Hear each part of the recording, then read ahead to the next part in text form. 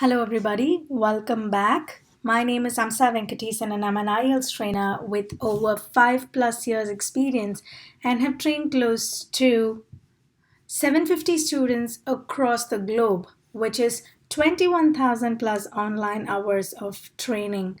I am quickly checking. 21,000 plus. That's right. So I am quickly checking to see if you can all hear me.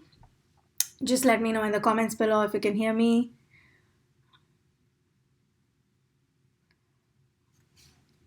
I will await your answers to see if you can hear me, and then we will get started.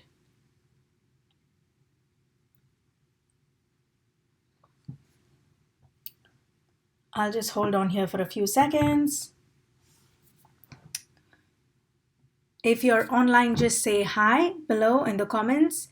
And I'm looking forward to interacting. I'm already seeing few people coming online. So if you're online, just let me know. And I'm so excited to be talking to all of you, even in the live chat. If you have any questions, I know you guys are here because most of you were looking for this topic and you were sending me messages on the Unacademy app that you want to know all about the Band 9 IELTS vocabulary. So if you are interested in learning more about this, so just stay tuned.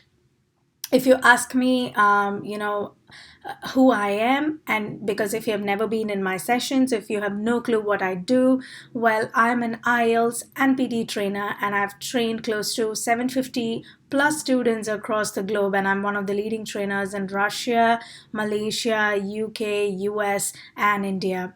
I've trained students, random students, a lot more from other countries, but these are the top countries I have trained majority of my students from. And at the same time, I have produced a lot of 9 in IELTS and a lot of 90s in PT as well. So the best part about students learning from me that they have felt is that they feel that I provide a lot of more immediate to-dos right after you hop out from my session, and you will have some actionable steps that you generally can take after you attend each and every session of mine. So be it in the plus sessions or my individual sessions that I've had before when I was a freelance trainer, and when I've been with multiple collaborations as well. What students love about my session is that I give them actionable steps. So right after you move out of my session, right after you complete one session with me, you will have multiple actionable steps. You will have like a checklist that you can use to say, okay, if it's the IELTS reading for let's say a multiple choice question, have I done ABCD? You check off the tick box, because I think that's exactly what students exactly want than just boring lectures and putting together a lot of information. So if you're interested in getting all the handouts, if you're interested in getting all the checklists, have actionable steps given to you, I would highly recommend you to use the link AMSA 10, which is in the description box below. You can check the description box and you're going to have the information AMSA, which is AMSA, my name, followed by the decals 10. So you can use that and sign up for the Unacademy Plus session. So I completed my master's in business administration, and I've been training students for almost 5+ years now. And today in this session, I'll be talking about one of the most requested topic from my students, which is the Band 9 IELTS vocabulary. And in this Let's Crack It series with Unacademy, I am so excited to be letting you guys know the top 3 questions which students ask me the most.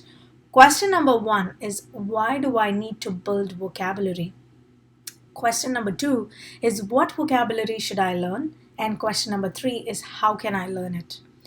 I know that we all have the academic collocation list. We have books on Amazon. We have books people sharing constantly as free resources, which says you can probably take book number A, book B, book C, because it gives you all the details. It tells you what to do. It gives you step-by-step instructions. All that is fine, because as a tutor, I myself use a lot of books, because as a tutor, it's my duty to give you the most updated information. Hi, Karthik. Thank you so much for joining my session. If you have any questions, feel free to let me know in the comments, and I'll be very happy to answer them for you. All right. So as tutors, we ourselves have to take a lot of books, because we need to give our students the most updated vocabulary, the most updated sentences that can be used with the vocabulary and so on. So, you know, if you still ask me if I have to look into 10,000 textbooks, my answer would be no.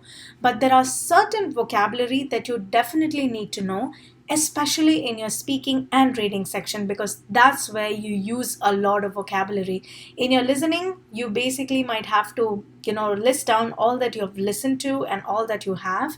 And in terms of your reading as well, they usually give you all the details that you have to put down, and you just write it down.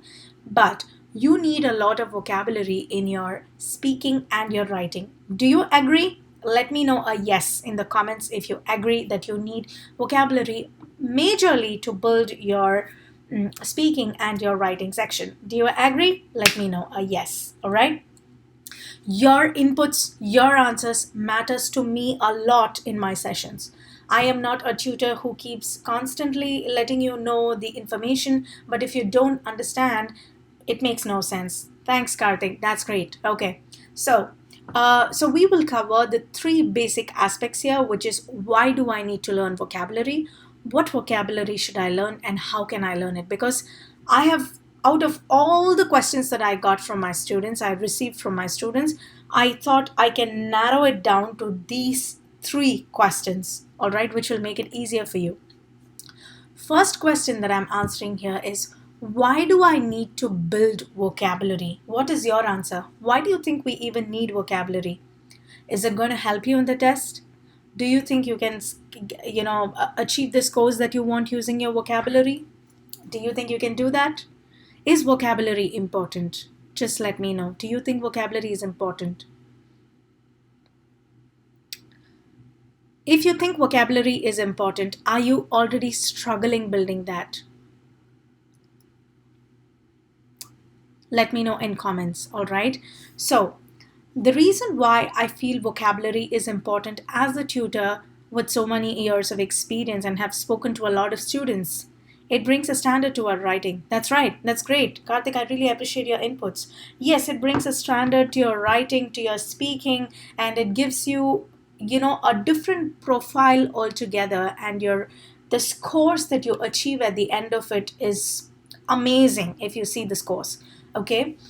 Here are something called band descriptors. Have you ever heard about what band descriptors are? Band descriptors include four major types or categories of details. Okay. This table could look a lot boring to you because it's full of facts, full of information for you, but I'm answering the most important question, why do I need vocabulary? You can see four major parts, which brings down this to 100% of your scores. And if you see lexical resource, which is the second column here, drills down to about 25% of your building scores. What do you build? You build vocabulary. What vocabulary does for you? It accounts for about 25% of your overall scores. 25% is still a lot more, correct? You cannot afford to miss 25. If you think you can afford to miss this 25, each of these brings down to 25%, so you cannot afford to miss that, because it, like you all say, it brings standard to your writing, right? So what is this lexical resource all about? What is this boring topic all about? Lexical resource basically means your ability to use vocabulary to a full range and full flexibility, and how precisely you're able to use the right vocabulary. That is also important. Do you think just because there are 1,000 or 2,000 vocabulary which are available in multiple textbooks, can you randomly fit some vocabulary into it? No, right? Do you think you can do that? Absolutely not. Every topic has its related vocabulary. The brilliance of every student and the brilliance of every teacher lies in the fact where they can help students relate the right topic and the right vocabulary together. So if you ask me, how can I do 2000 vocabulary at once? Do not panic about it. If you take a topic in speaking, I would recommend you to find the similar vocabulary for that topic and find the idioms that matches the topic. Is that clear? Do you have any confusion? Let me know in the comments. Just say it is clear and I will know that. Because vocabulary is a crucial factor. Just comment below that it is clear and that will help, all right?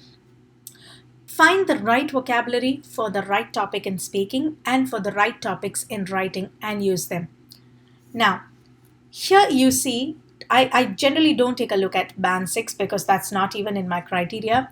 You have to, if you're currently at band 6, vocabulary, fluency and coherence, grammatical range and accuracy, and pronunciation all put together. That's right. Yes, you should relate to the right topics. That's great.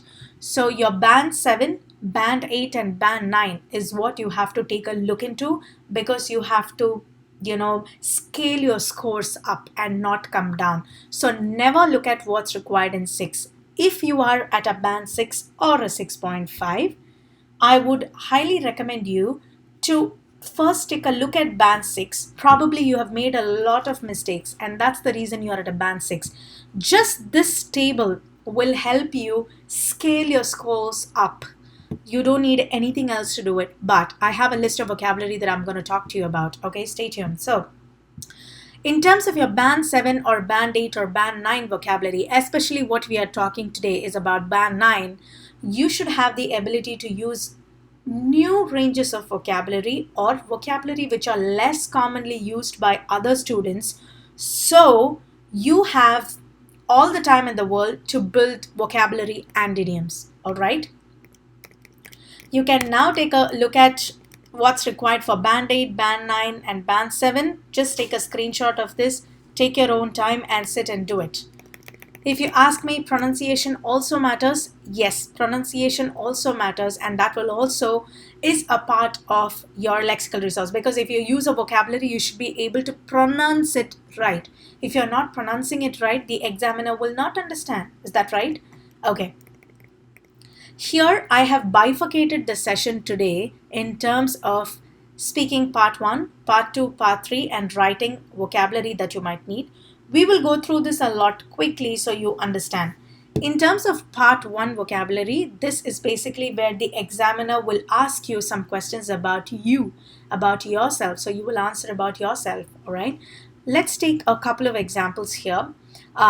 Examiner asks, are there any TV channels in your country that don't have adverts? Okay, the purpose of this particular section is that I want you to read the answer along with me at home. Read it out loudly. Can we all do that? The reason why I'm telling you is because I want you to get used to the vocabulary that I have used here. So I will read the question and you will all read the answers with me. Are you ready for this? Can we do this? Yes? Even if you're taking a look at the replay, that's still okay. Yes, can we all do it? Yes, yes, yes in the comments. Okay, ensure that you all read out these answers with me once I read the question out. All right? All right, are you all ready to do the answers with me? Cool, I'm starting in 3, 2, 1. So I will first read out the question. Examiner, are there any TV channels in your country that don't have adverts? AdWords means what? Ads, okay? Cool, yes. That's the spirit, guys. So, then there's a person called Lorraine or L, just some XYZ answers. No, they are all commercial channels and show adverts all day long. Too many, really. And there's also a lot of product placement going on, especially in soap operas where they place an item just behind the actors. Do you see the variety of answers that we have used? It says, so we are talking about advertisements, which is adverts or ads, as we all know. And look at the contractions that they have used. If you saw my previous video that I did today morning, which is all about your speaking and the topics that we were doing. I think we did greeting the examiner.